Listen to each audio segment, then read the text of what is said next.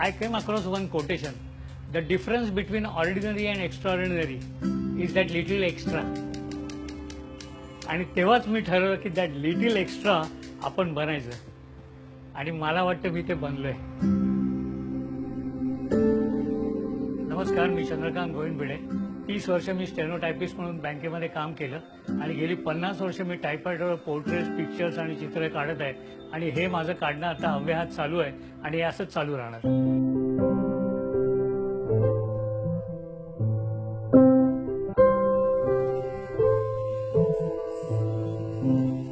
एक दिवशी काय झालं, साहेबांनी मला सांगितलं की चंद्रकांत, इंटरकॉमची लिस्ट आहे, की तुला जेव्हा वेळ मिळेल तेव्हा मला काढून टाईप करून दे. सहज मनात आलं की आपण वेगळ्या तऱ्हेने जरा काहीतरी करूया, म्हणून मी ती इंटरकॉमची लिस्ट टाईप करताना मी तो टेलिफोनच्या आकारातच टाईप केला.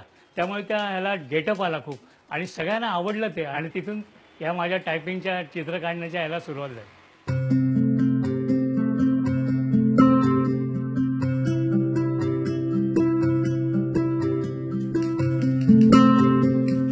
टायपरायटर हे मशीन स्थिर आहे, ह्याच्यावर आपल्याला कागद फिरवायला लागतो आणि प्रत्येक वेळेला कागद फिरवताना म्हणजे अंडरलाईन, डॅश या चिन्हांचा वापर करून तो कागद फिरवून फिरवून मग ते चित्र काढायला लागतं. आपण टाईप केलं की टायपरायटर पुढे जातो, तो पुढे जाऊन द्यायचा नाही, ओव्हरलॅप करायला एकावर एक ते स्ट्रोक आले पाहिजे. टायपरायटरमध्ये जो रॉड आहे तो असा धरून ठेवायला लागतो.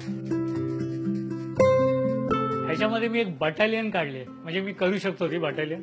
त्याच्यामध्ये काय असतं, पहिल्यांदा तुम्ही @ची एक सगळी लाईन मारून घ्यायची, झालं, म्हणजे त्याचं ते अंग येतं.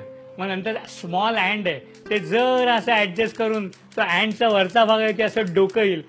परत हळूच खाली घेऊन कॅपिटल W मारायचा की ते 2 पाय आल्यासारखे होतात आणि मग इन्व्हर्टेड कॉमा घ्यायचा आणि मग ते परत तिकडे मारायचं, म्हणजे जणू काय सॉक्स किंवा बूट बीट घातलेत असं.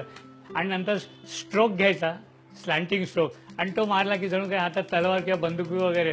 आणि असं तेव्हा तुम्ही बघता तेव्हा असं वाटतं, अरे यार, बटालियन मस्त दिसते ते.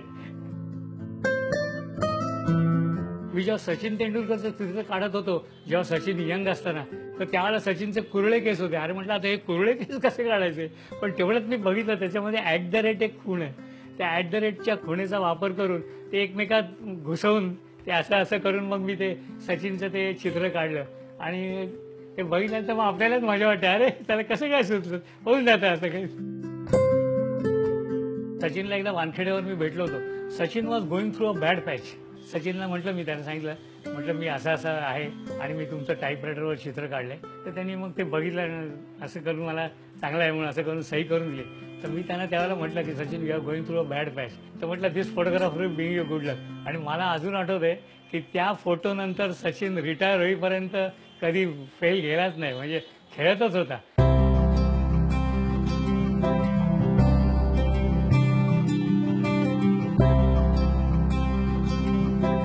एक दिवशी एक्झिबिशनच्या उद्घाटनाला मारिओ स्वतः आले आणि त्यांनी एक्झिबिशन बघितलं आणि ते जाम खुश झाले. मला म्हणाले, lot of efforts you have taken for this. आणि त्याच्यावर मग त्यांनी मारिओ असं टायपिंग करतायत असं दाखवलंय आणि त्याच्यात असं त्यांना घाम फुटलाय आणि only Bhide can draw with a typewriter असं करून त्यांनी ते लिहिलं आणि ते माझ्या हातात देताना मला त्यांनी सांगितलं की Chandrakant, now I will be shifting to Goa. तर मी गोव्याला जाणार, तर I would like to have my caricature done by you on the manual typewriter with your signature. ते सही करताना अक्षरशः माझा हात कापत होता, एवढ्या मोठ्या माणसाला द्यायचं. मारिओनी माझं पहिलं प्रदर्शनाचं उद्घाटन केलं आणि नंतर मग मी माझं दुसरं एक्झिबिशन केलं. अशी जवळजवळ माझी 12 एक्झिबिशन सोलो झाली, म्हणजे एकट्याची. मला पुण्यातला एक प्रसंग अजून आठवतोय की माझं एक्झिबिशन चालू असताना दुसऱ्या दिवशी इन्स्पेक्टर आले, 2-4 पोलीस आणि इन्स्पेक्टर. मी म्हटलं, बापरे, काय माझ्या ते चित्र हल्ली आजकाल तुम्हाला माहिती आहे, चित्र ही आवडली नाहीत कोणाला की लोक लगेच बंद करा, अमुक. तर ते झालं की काय, ते बघून वगैरे आले आणि मला म्हणाले, तुम्ही चंद्रकांत भिडे का? तर म्हटलं, हो. आणि मला आयुष्यात मला मिळालेली ग्रेटेस्ट कॉम्प्लिमेंट आणखीन काय असेल, ते 3 पावलं पाठी गेले, पुढे आले 3 पावलं आणि मला एक सॅल्यूट केला त्यांनी. This salute is to your art. ह्या सगळ्या लोकांच्या प्रतिक्रिया किंवा त्यांनी दिलेलं हे कौतुक आहे, त्याच्यामुळे आम्हाला प्रेरणा मिळते. 1967 साली जेव्हा मी युनियन बँकेत जॉईन झालो, तर जॉईन झाल्यानंतर 2-3 महिन्यातच मला हा नवीन टाईपरायटर मिळाला. जवळजवळ 30 वर्ष सर्व्हिस करून मी 1996 साली VRS घेतली. माझ्या फेअरवेलला जवळजवळ 600-700 लोक आले होते बँकेचे. एवढे लोक साध्या माझ्यासारख्या एखाद्या टायपिस्ट क्लार्कच्या फेअरवेलला येतात आणि चेअरमन बँकेचा प्रिसाइड ओव्हर करतो म्हणजे. आणि मग त्यांनी भाषण करताना सांगितलं की I will B missing one of the most important person in my life, my Chandrakant. And yesterday he met me and he made a small request that he would like to purchase typewriter which he is using for so many years. But our Johnny says nothing doing, we cannot sell because it's a government property. What rubbish! I am allowing to purchase this typewriter, Chandrakant, for 1 rupee.